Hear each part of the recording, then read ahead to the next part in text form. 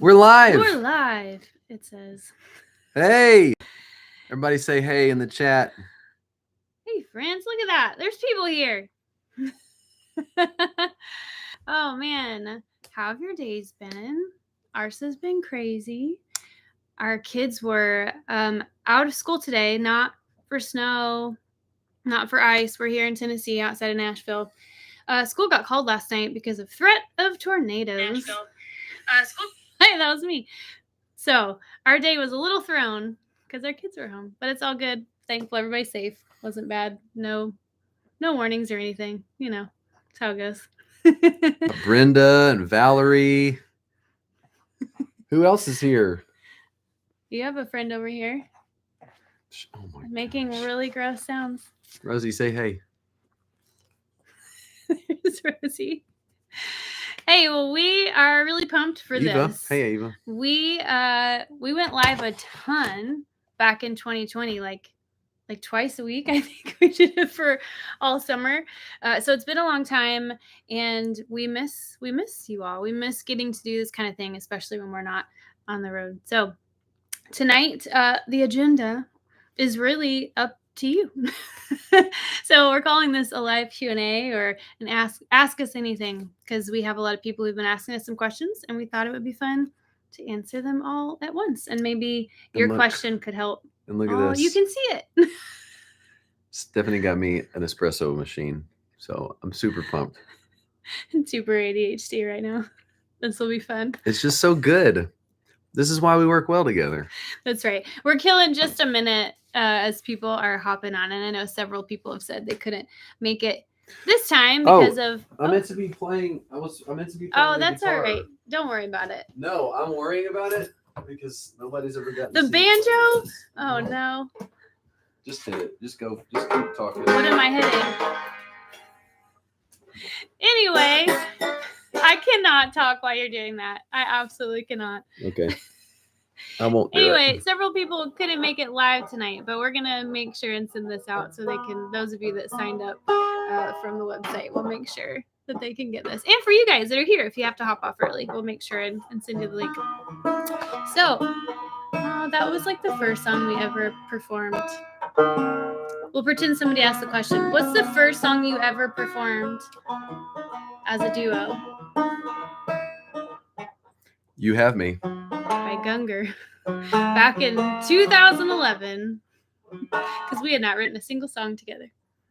I don't remember how to play it. I'm close, but... All right, you want to get started? Yeah, I'm ready. All right, so we have a few questions that some of you gave us on socials, and then at any point tonight, we're keeping our eye on the comments over here. So at any point, if you have a question, nothing is off limits. Maybe we don't want to go like PG-13 or higher, maybe, but although our story is pretty PG-13. Anyway, we're not gonna go hard R.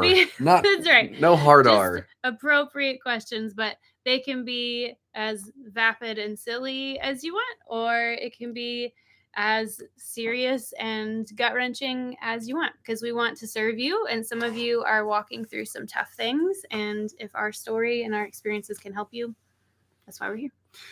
So we won't necessarily take these in order of appearance, but I do see some things that are kind of grouped together here. Specifically, I already see two things about Take This, the remix. So Russ actually said the remix of Take This seems to have done well a little bit. It's kind of crazy. We'll give backstory in a second for those of you that don't know. I really like it, but I'm partial to the original. Any chance, though, that the Brian Carney version will be featured on an Out of the Dust CD? First of all, explain what this is. Okay, so a guy from Ireland contacted us and said, I really want to, and I'm sure you guys know this, wanted to remix the song. Some of you are here because of him. We were hesitant. We were hesitant at first, but then we ended up saying yes, because what an amazing opportunity to have that song and what we do go to people who would never hear it otherwise. So we did that, and he ended up winning Tune of the Year, which is what the other question over here says. How did you feel about Take This being Tune of the Year? Thanks to the listeners of A State of Trance. So I will take the first one and say if it had been closer to the release of Now More Than Ever, I would say like as a deluxe version, it may have ended up on an Out of the Dust CD. Actually, I know that it would have.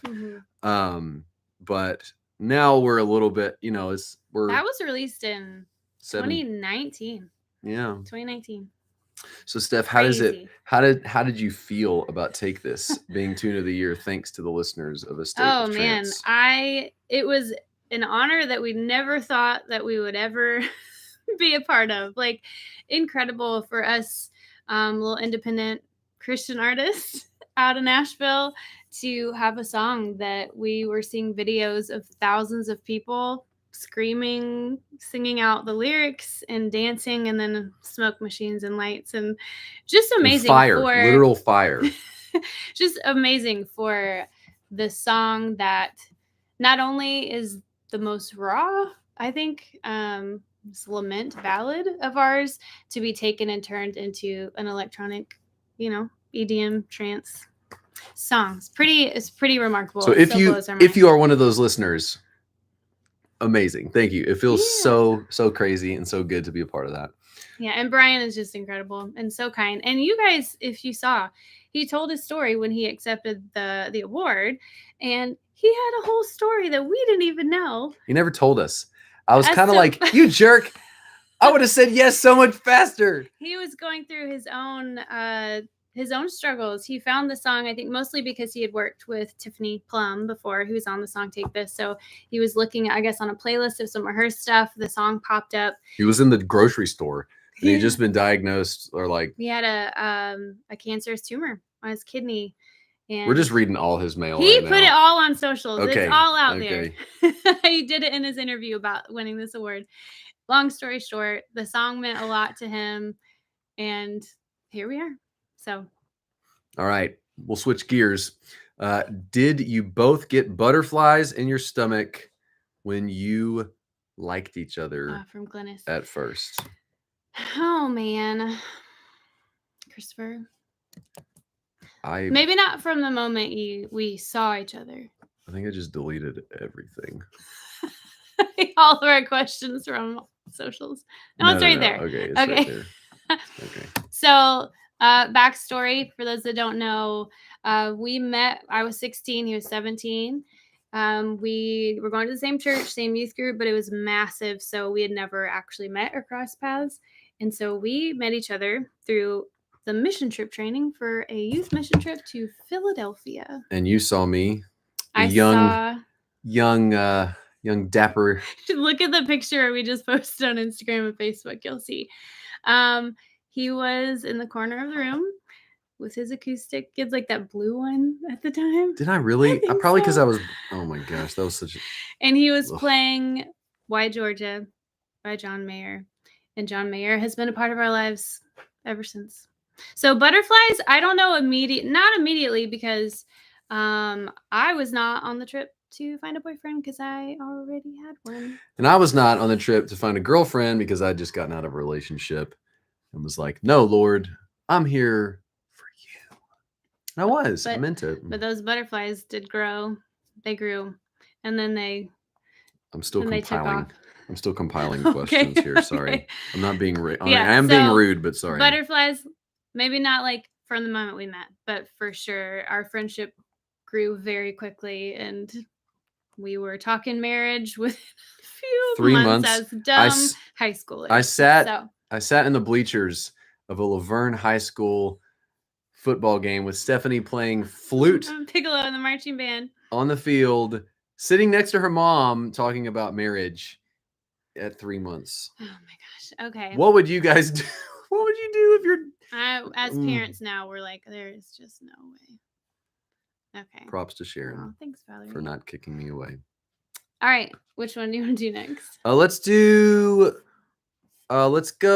a little serious. Okay. Because we're, or maybe we shouldn't be so roller coaster. Maybe we should just kind of take it. That's how our shows are. Okay, that's true. Let's keep it a little light. Okay. What piece of my wardrobe would you like to take a match to. I assume that I saw this means one, but I didn't I think about assume it that doesn't mean that you because want you look fire. yeah. Or I assume this doesn't mean like what you would also like to own. And not while Take you're a match and to. not while you're wearing it. I think you would like to. What would you like to burn? What would you like to get Rosie. rid of? Oh man. My initial thought is don't let her get your coffee. I won't. She will. You guys, this dog. You're stalling. I would say first of all of the socks that you continue to keep that have holes in them. That's just ridiculous. That's fair. And then That's fair. the other thing I thought of was that he has this like kind of gross green. No, not the. No, hold on. This like it's not really a hoodie. Like it zips up and it's really warm. Like I've put it on. It's You don't super like warm. that? But I wish we had it so you could show him. But the hood is like no. Oh my gosh, don't do it. It'll take too long. But it's like a normal grown man size jacket. But the hood is like for a boy. So when he puts like- it on, like the shoulders rise up to here. It's just Yeah, the shoulders are like right here. it's really attractive. It's like they put the wrong hood on it at the factory. Sam said, "Who doesn't love holy socks?" Chris really does. For Chris, what article of clothing in Stephanie's closet do you wish she would wear more often? I'm afraid what you're about to say.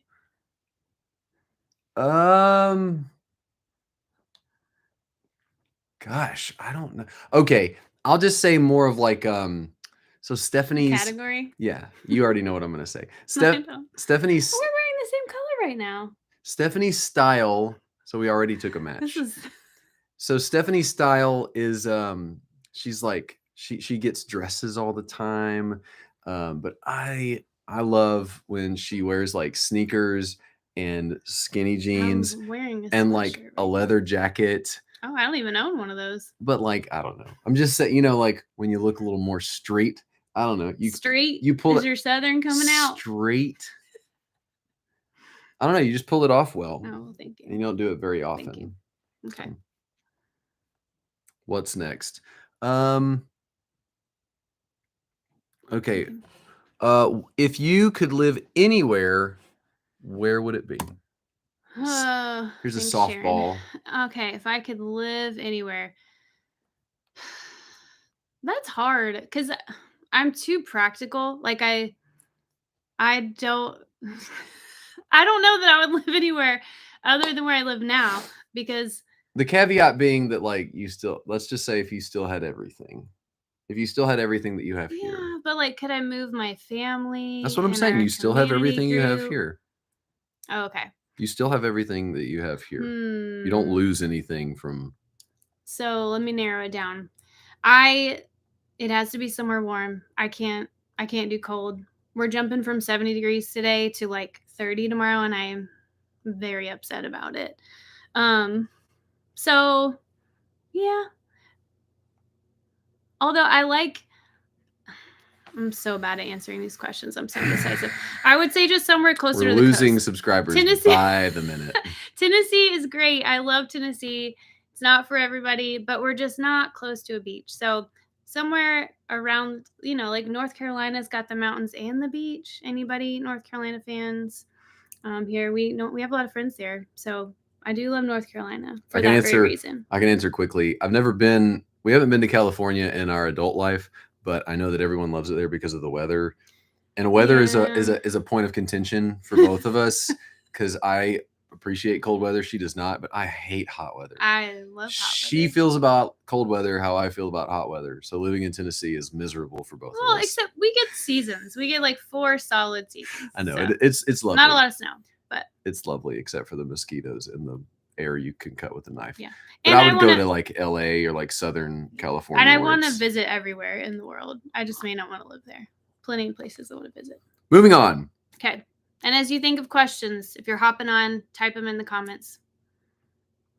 Who does Rosie love the most? Well, she is literally laying in my lap, but that is not representative of her true feelings. She loves me. She loves Chris 100% the most. Because I was attentive to her needs when we first got her. Is that why? Her Her emotional needs. Her emotional needs. Yeah. That's because you would not leave her or let her get out of your sight because you loved her so much. Because I go to like service. I try to like serve when I'm in stress, or like when there's like a new, when I like want something to Sure. like me, when I something or someone I like. Oh, she's reaching towards you now. Okay. If you just hopped on. We're gonna start getting more serious now. Baby. We'll start getting more serious. Also, if you have questions, throw. Oh, that's what I just said. Okay. Thanks, Edward. I'm listening. Husband of the year. Okay. And also, we have questions for you guys to answer. So, yeah, we should. So buckle up. Let's get a little serious, a little more serious at least. Right. This won't sound like it, but we're at least going in. Okay, what's your favorite worship song? Oh, my over the past, if I think of like over the past year, I love Gratitude by Brandon Lake. It's one of my favorites. And more recently, Same God. Love the song Same God. Elevation is where I heard it first. There's some other versions now. I don't know that I could pick a song right now, but there's an album. I've never really been into Bethel all that much, but they put out a record called Simple that you guys should go check out. It's simple. It's like acoustic guitar and piano and like simple arrangements and stuff. But it rocks my world. There's one song I could say is Jesus My King, I think. That's a really good one. And side note, if you have Spotify, or even if you don't and you're ever on like a desktop computer, you can get it for free. There are some incredible worship playlists on Spotify. It's like my favorite thing to just turn on as we're working from home, as we're writing our book, to have on a worship playlist throughout the day. It's my favorite. Or even an artist that you like. Like if you like Brandon Lake, you can go to Brandon Lake Radio and it plays you all these things that you'll probably love as well. And maybe you love CCM radio, contemporary Christian, like Christian radio. Maybe you love that. Also, maybe you don't love that. And Spotify is, oh my gosh, what are you doing? That is also, Spotify is an incredible place to find Christian music that is amazing that you wouldn't hear on the radio. Other favorite playlist. It's called Christian Dance Party. Don't knock it till you try it. Search Christian Dance Party. It is so good. It's so good.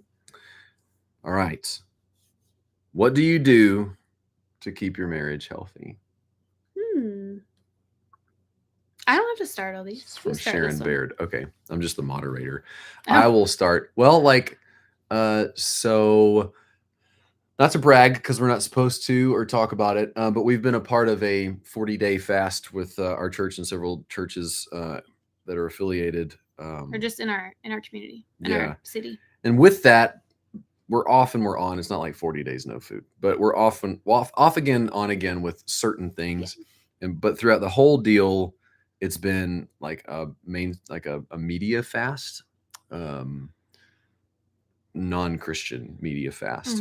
And so like secular stuff. Yeah, we what it's made us realize, and what we've always done, is things like, we call it porch time or tea time or whatever, where we just sit and there's no agenda. We just like have something to do, something to consume, and just talk about whatever comes up. And I feel like we never run out of things to say. Yeah.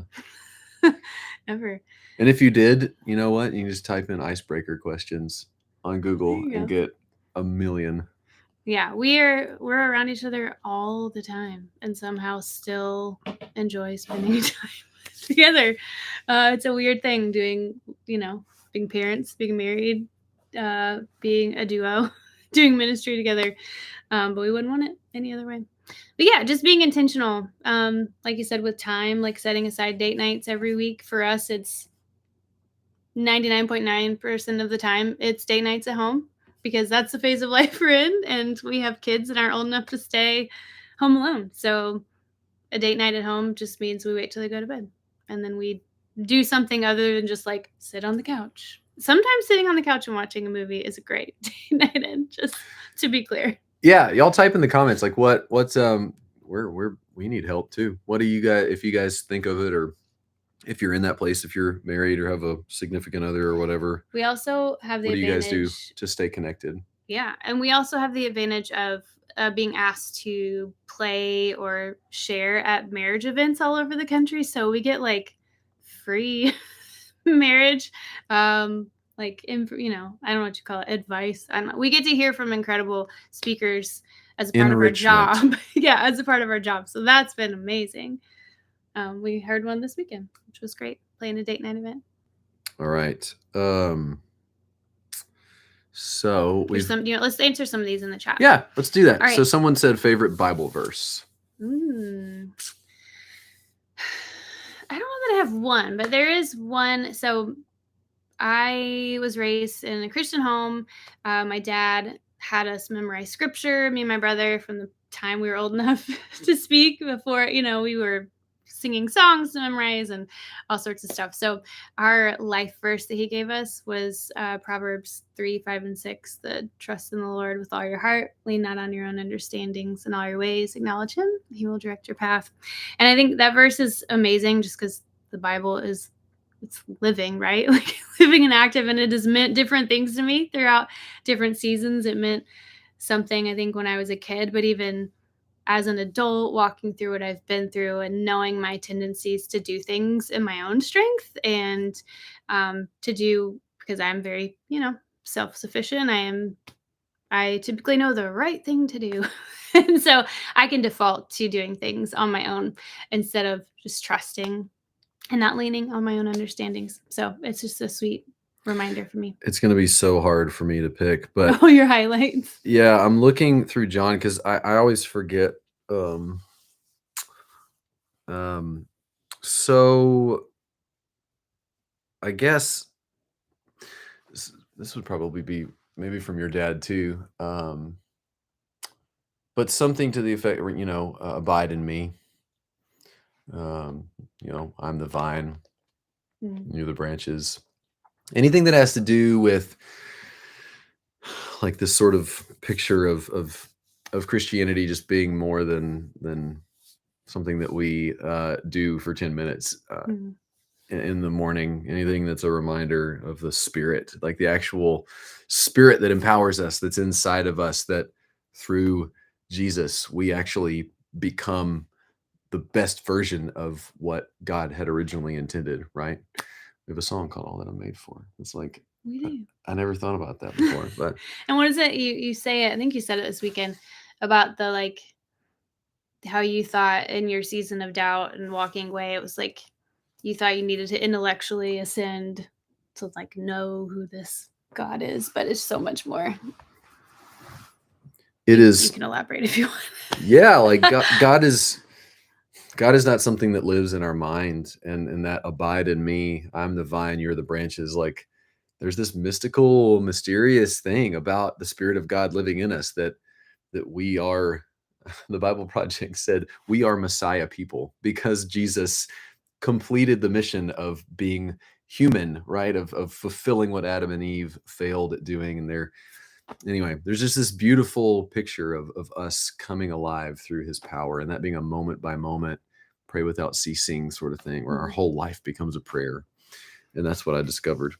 In light of Bible verses, Brenda asked, did God give you a verse to stand on when Chris left? I pulled these up if you want. Oh gosh, you really did. No, I mean, sure, I'll look at these. So he's pulling up. It's something we've sent to several people who have messaged us. So long story short, I'm not good at doing long story short. I'm like, what is it called? The two things? The enjoy the ride. There's two forms of communication. We learned this during marriage mentorship. This is one of the enrichment things we learned.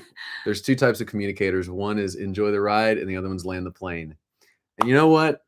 Our marriage is better because we are both. You're enjoy the ride, and I'm a land the plane. Which is funny because I'm the introvert, but I like all the details. You like details. See, I'm already like 5 minutes into this one question. No, not really. Within a month after Chris said he didn't want to be married anymore, didn't believe in God anymore, I had already signed up for a women's retreat at our church, and ended up going, and had no idea that the theme was about finding joy in your suffering. And so I was given a handout of like all these scriptures about that, like finding joy. I'm looking at like we have it pictures like that we took of the papers, but just finding joy and scripture that lines up with that. And there's several. And Brenda, if you want this list, please reach out and I will send it to you. But the one that I clung to the most is James, James 1, 2 through 4. It says, "Consider it pure joy, my brothers or sisters, And whenever sisters. whenever you face trials of many kinds, knowing that the testing of your faith produces endurance, and let endurance have its perfect result, so that you may be perfect and complete, lacking in nothing."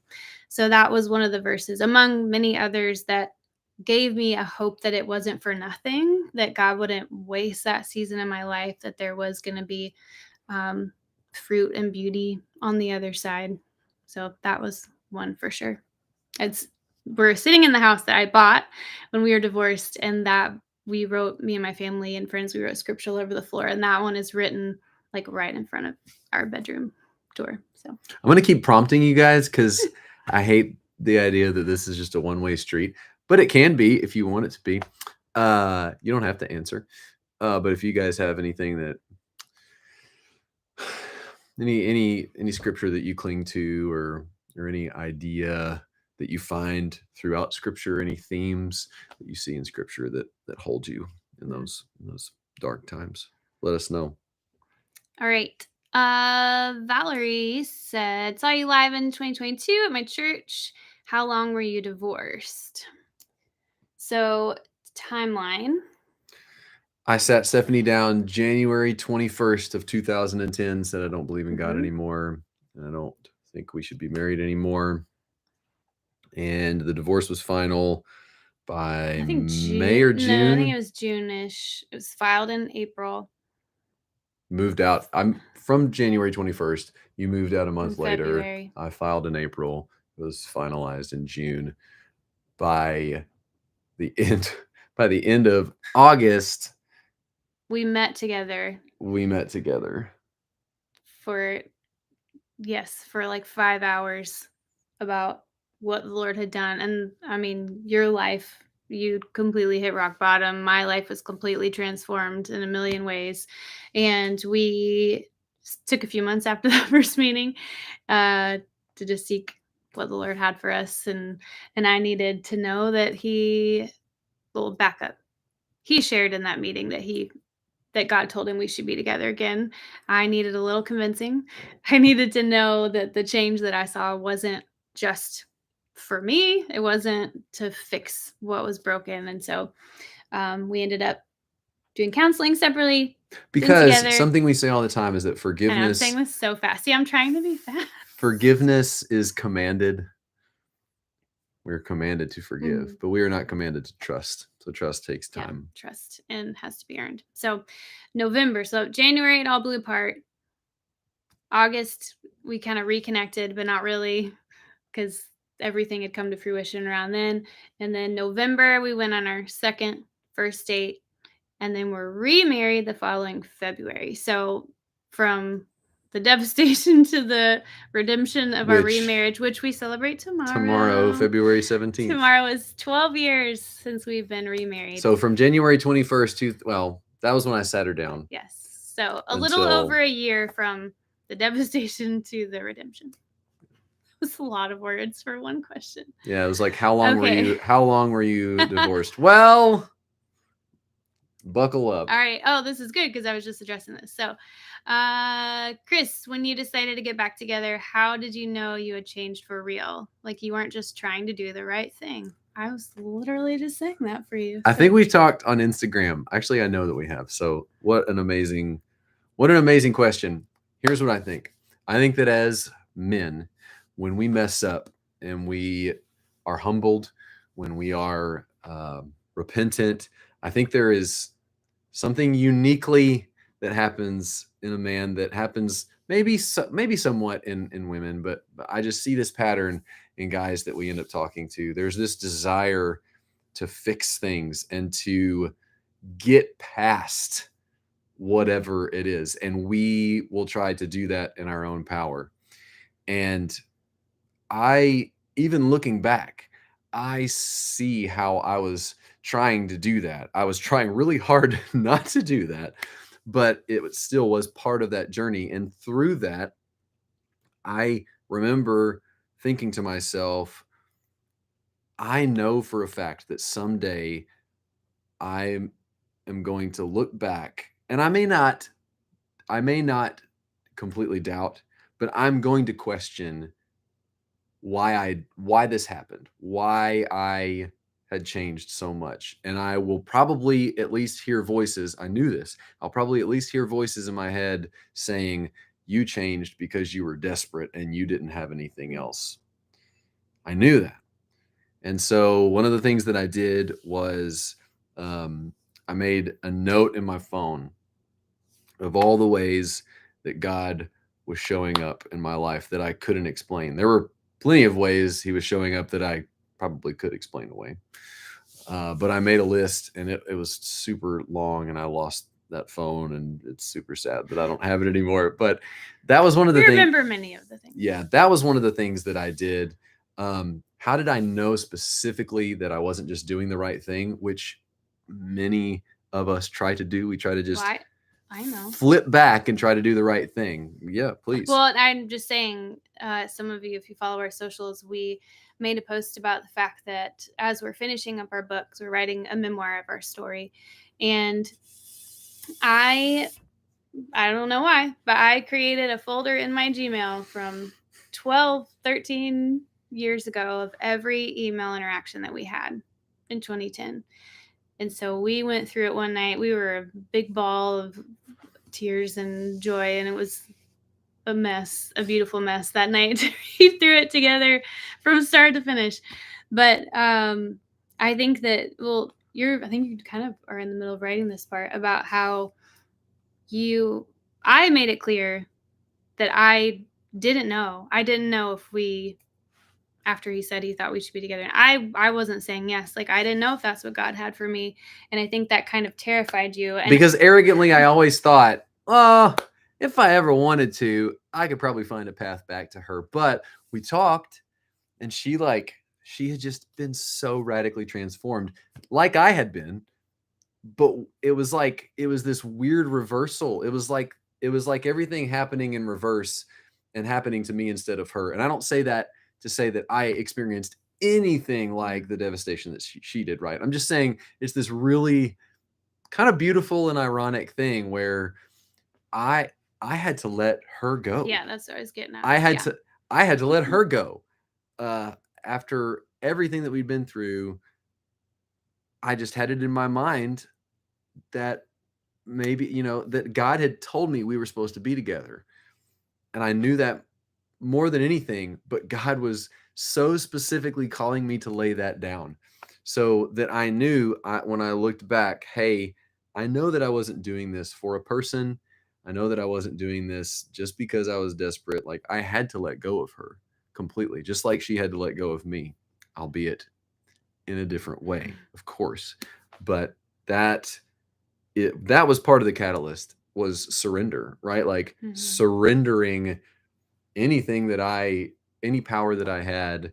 And not letting me be the motivational factor, or just your circumstances, trying to get them back the way they were. Not letting those be the motivation for change. And I'm sorry to harp on this one more time, or to keep harping on this, but it's just something that we feel so passionate about. And one of the things that happened in that season for me, and we've never really talked about this all that much, but one of the things that happened for me in that season when I was just changing so much was, as we went back through these emails, Stephanie would say things. She said it multiple times. I just wish you could experience God, experience him like I do. And I did in parts and in pieces throughout that journey when we were apart. But I even asked her questions. I was like, how do you know? How do you know that you're really experiencing him? And it's not just confirmation bias in your head that you're just... So all of that was swimming in my head. And I found a way to say it recently, which was, I think God pursues us relentlessly, and he was pursuing me through that season. And I had my idea of how I was to experience God, but I wasn't ready to hear how he wanted me to experience him, if that makes sense. So I had to be completely and utterly broken before I was ready to hear what he had to say. And when I did, I experienced exactly what she did. And so if you're trying to cultivate that, if you're asking yourself the question, like, how do I know this is real? How do I know that this is really change that's happening, that I'm really experiencing God? I don't know that any of us could ever definitively say, here's how you do this XYZ, Yeah. but there are spiritual practices that you can look into. And we message us again, happy to point you in the direction of those resources to help you live like Jesus and live life the way that he did, and plug into his spirit and experience him in very real ways. Yeah. And if you want us to expound on any of these things, if you follow us on socials, Too bad. Out of the Dust Music, we answer all the DMs directly. They're not going through like somebody else. Or always our website, outofthedustmusic.com. There's the contact us. We'll make sure Love y'all. to get back to you. Love y'all's. Yes, answers. so That's many amazing. so many good verses. You should take note of these, guys. So while we're in kind of a heavy space, we'll go ahead and dive into this one. It says, when you were divorced, we're already in this space, backing up a little bit though. Sure. When you were divorced, what were your boundaries? Any advice for those in a similar spot? Our community group leaders talk about that. Boundaries with like family members. But there's also a Lisa Turkhurst book that I think just came out. I haven't read it yet, but I listened to her talk about it on a podcast. It's just about boundaries in general. Maybe not even necessarily. I don't even think it's necessarily. It can be. Well, it's all relational, right? Boundaries, but. Sure. So. Well, like you can put a fence around your house and stuff, like terrestrial boundaries. Oh yeah, sure. I don't think that's really what she's asking. I guess this question's a little more so for me, because you didn't really set boundaries. You were just like, I had zero boundaries. Live my life. It's called Good Boundaries and Goodbyes. If you read it, let me know how it is. Hearing her talk about it was amazing, but I haven't read it yet, so I can't officially say it's great. Anyway, but I love everything she does. For me, it started with our communication. So we were living together in the same house for like a month after it all happened. At that point, Chris made it really clear that nothing was going to change his mind. We had exhausted, I think, every conversation, argument that we could. So it just became obvious that us living in the same space at that point was going to start being more harmful than helpful. So I moved out. From there, based on the emails that we were reading, and I say emails because our communication did kind of shift to emails, because it just was too painful to have the phone conversations. And granted, this is like before texting was like super a thing, because we're old now. But, and then there were little things like, I had to not block him, but I had to hide all of his posts and things, because it was just too painful. It's too painful to see a status saying, what was the one I just wrote about it? That I am truly happy. I saw that back when it was just like statuses for Facebook, and it was just things like that it was not healthy. It wasn't healthy for me as much as I wanted. Didn't you drive like the opposite way out of the neighborhood? So I bought a house in the same neighborhood. I'm so boundaries, stubborn. Stephanie. Boundaries. No, my family lived 3 minutes down the road. I wasn't going to let you take the neighborhood from me. But even like I can drive the other way out of the neighborhood. So for me, boundaries were like a little bit self-protective for me. And thankfully, we've heard a lot of stories of people really, really struggling with family members. And I'm super blessed to not have some of those hard relational things that some of you do. And I'm so sorry if that's you, because it's so hard when in-laws are enabling, or those things are so tough. But I would say, just as a general statement too, that every situation is different. Yeah. And no one is equipped to know what that looks like in themselves, right? Like we're too close to it when it's about us, when it's about somebody we're close to.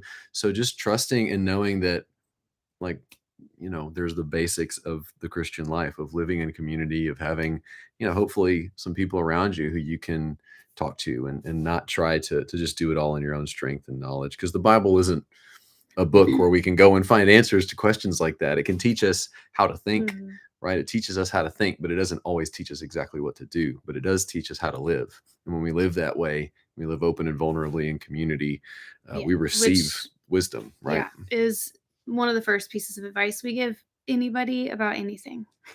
Like, find authentic community, whether you are walking through a separation or affair or whatever it is. I know so many come to us in that situation, but finding people who can be for you and for your marriage, not people that are just going to take your side and badmouth the other. Like, it's just so important to find good, solid people.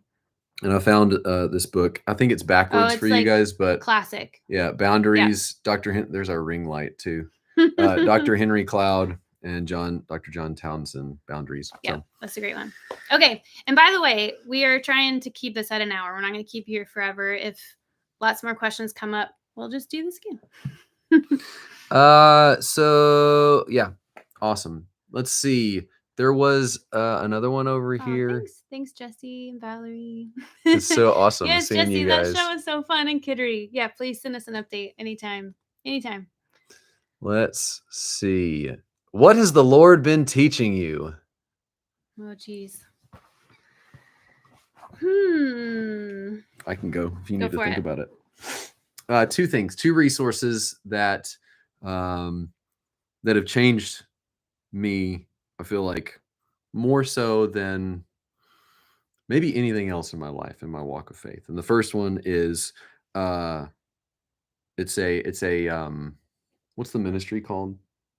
I don't know what you're talking about. The Portland, what's like the whole ministry called? Practicing the Way? Yes, Practicing the Way. It's a return to spiritual discipline, not as discipline, but as a means of God's grace, right? We don't. This is the project of John Mark Comer, yes, out of Bridgetown Church, and a team of one of our favorite teachers ever. Yeah, so John Mark Comer teaching podcast is a great place to dive into that. But just a return to the practices of Jesus, right? That we don't earn grace, but that disciplines are a means to grace, right? I kind of talked about that a little bit earlier with the way of Jesus, right? Living like Jesus lived. So there's that. And there's things like prayer, Sabbath, which is still transforming us. We're still huge for our family. Still getting used to that.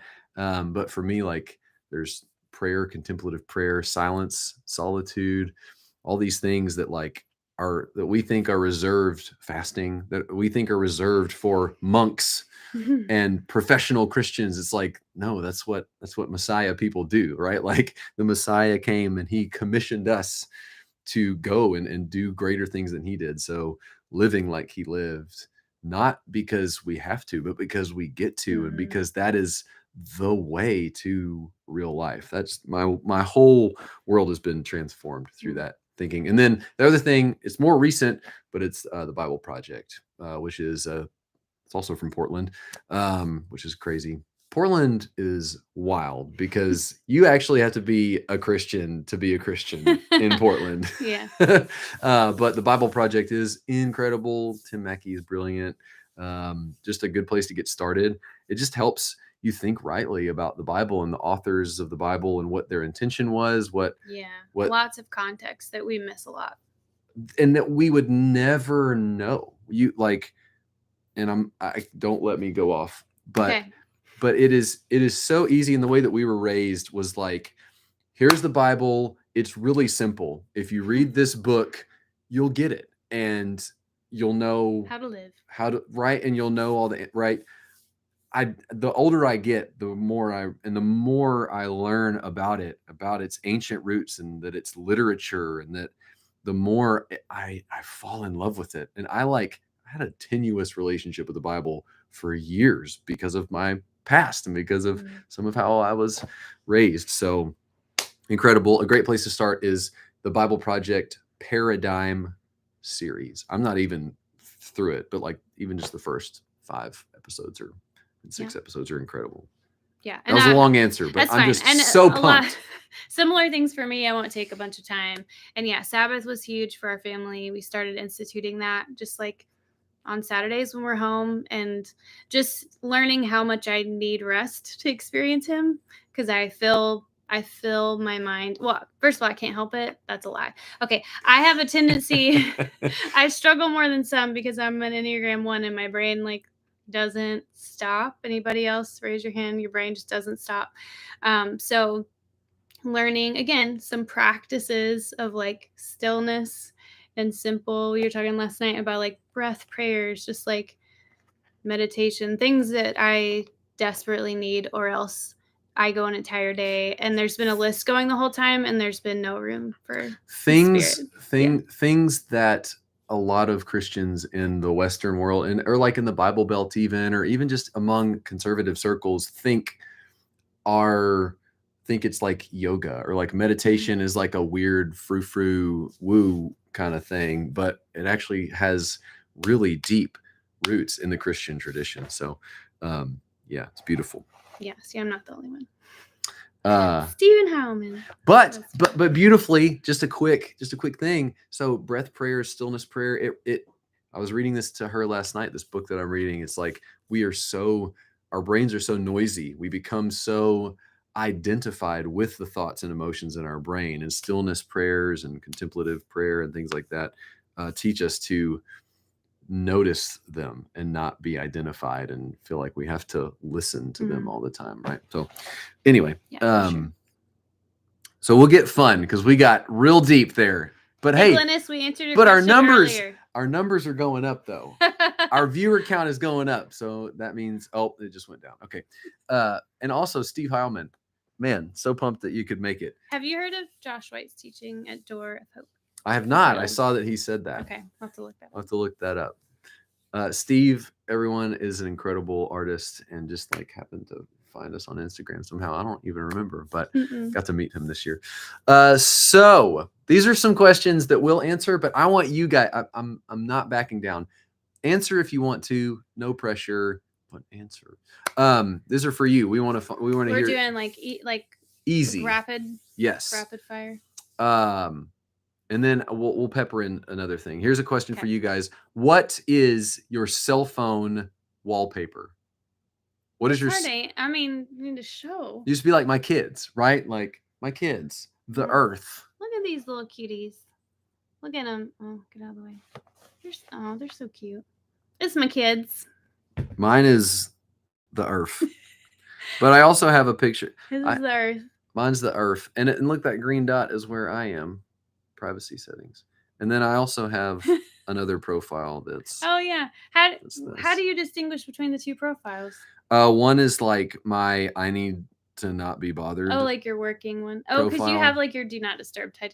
These phones these days. They're like 2 different profiles of like my visibility or my fam, picture of my spouse. Whatever it was when I bought the phone, Sam, I love you. That's good. Okay, so another rapid fire. Let's see. Kids. Smart. The current scripture I'm memorizing. That's great. That's good. Side note, her dad memorized the entire Sermon on the Mount last year. Incredible. He just turned 70. I want to be like him when I grow up. Me too. Okay, if you had an unlimited supply of one thing for the rest of your life. Cat. No, not that question. My cat for the rest of my life. No. An unlimited supply of your cat. If you had an unlimited supply of one thing for the rest of your life, what is it? Oh. Like sushi, like gasoline. Get really practical or really dumb. Commodities. Money. No. Stock options. Oh my gosh. Unlimited supply. What would you say? I don't know. I didn't think about this. Someone said coffee. does that have to be a thing? Can it be like It doesn't have to be tangible. No, it doesn't have to be like yeah, it doesn't have to be. Sam like asked. energy? Energy. That is a good one. That's a really good one. Energy. That would be nice. Yeah, if it that's a great question. Yeah, peace. I was gonna go like patience or something like that, or presence or peace. Yeah, that's a really good one. Yeah. Awesome. For sure. Side note, I just listened to John Mark Comer teach on the discipline of celebration. If you've ever read Richard Foster, he's kind of like the quintessential celebration of disciplines, tells all about all the spiritual disciplines. Anyway, one is celebration. And John Mark was talking about how, I told you this earlier, that according to all these studies about like happiness and joy in people's lives, and these were purely secular statistics, nothing to do with like God at all. They said that your circumstances are only affecting like 10% of your happiness, which is wild.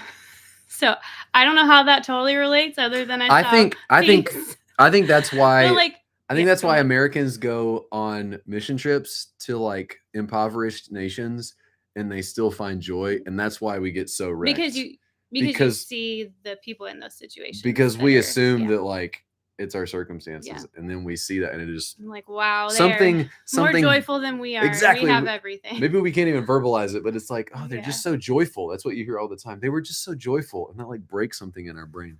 Oh yay, Alana or Elena.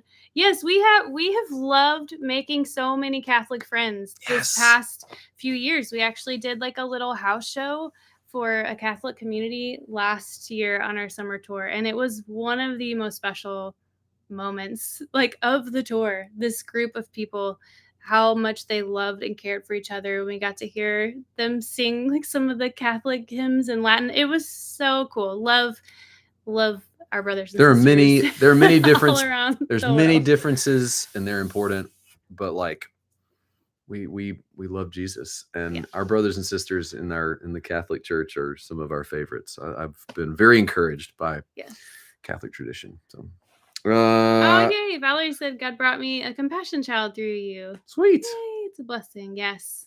Love what they do. That's Jesse said patience and bacon. I love that. Oh, nice. Are you currently working on any new music? Great question. We have a co-write tomorrow with a couple of Nashville songwriters. We have not talked about what we want to do either. Oh, geez. We got to get up early to do that. I have lots of ideas. I have lots of voice memos in my phone. That's true. So we, a little peek behind the curtain. So the book has been the biggest hurdle. It has been the biggest project we've ever done. Writing an entire book. We started kind of outlining it last January. We're really naive to think we could write it like while on tour and all that. That was silly. So anyway, it's almost done. So after that, we are shifting gears very quickly and strongly towards music. We had a bunch of co-writes last year. We have a lot of songs started, feeling out, praying out what the next project will look like. We have some ideas. So we'll keep you updated. You want to do this one, or do you want to do like what time is it? Oh, we got a couple minutes. Like that. Or both. Oh, I don't care. Pick one. Okay, so what's your best scar story? I have the best scar story. So maybe I do. Your leg? Yes. So when I was like 11 or 10, I think I was 10. I was couch surfing, and that's not what it sounds like. Like standing on the back. Yes, I was surfing on the couch. And this was not like a super high quality couch. This was like a budget couch. And so the back of the couch, like the fabric, if this is the back of the couch, the fabric was stapled to like, the top rim. So it wasn't like against the wall. This was like right. It was like out in the middle of the room. And I was surfing on top of that, and I fell. I started to fall. And when I fell, I like caught myself on the edge of the couch, but here's the edge of the couch. And I was standing up here. I went like this and slipped off and went. And when I did that, I peeled the back off of it, and the staple went through my leg. 14 stitches. 14 stitches. I don't like thinking about it. And I went back to where my mom was in the back of the house, and I said, "Mom, I hurt myself really bad." You just like blood is just It actually wasn't. It was the cut was so deep that like only one drop of blood actually like ran down my What? leg. Yeah. Sam, explain that. Maybe I don't more, maybe more, maybe before we wrapped it anyways. Maybe we like wrapped it, but what I remember is like flesh. You just remember flesh. yes. I don't like this. Anyway, my scar. I don't have any interesting scar stories, but my most recent, this lovely thing, I had my thyroid taken out a year ago. So that was. I have no thyroid. I have a tiny pill every day that does the part. Sam, all I remember is we were sitting there staring at it. Misremembering.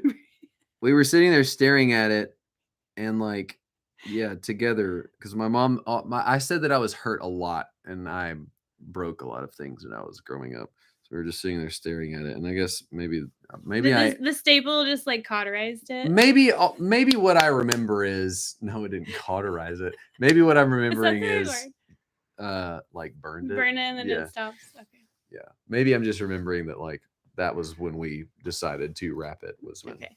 Hey, well, if you have any last questions, go ahead and type them in and we'll see what we can get to, or we'll save it for another round of this another time in the near future. But somebody mentioned having a church. So if you've ever been to Albuquerque, I have a church for you to play, speak at. So speaking of, if you're new to us or you've never, maybe you're just don't know what we do when we get around and tour, because a lot of people find us through our story and don't realize we do music for a living. Really, music is the platform that we use to share the story. But we do a big summer tour every year. We've done it since 2016. First time we ever did it was almost all house shows. Then now we do almost all churches and venues and conferences and things.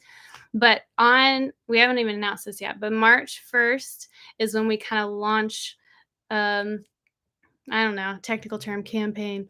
Basically, we will put it out there to you guys. We're going to share the vision of what we think this summer tour is going to look like. We're doing something a little bit different, which will be fun, especially A lot of bit different for people we've been to before, and we love going back to the same places.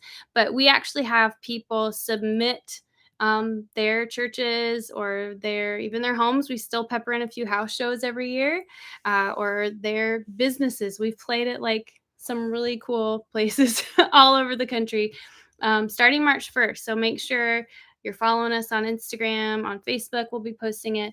Or the easiest way is if you're on our email list. That's where the easiest way for us to reach you.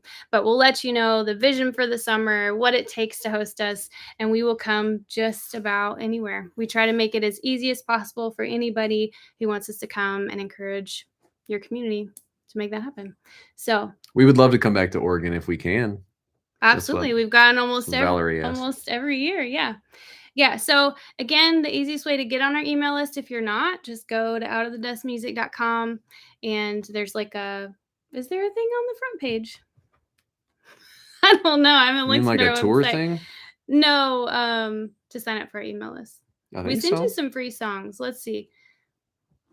Oh, I'm pretty sure it's there. So slow. Wow.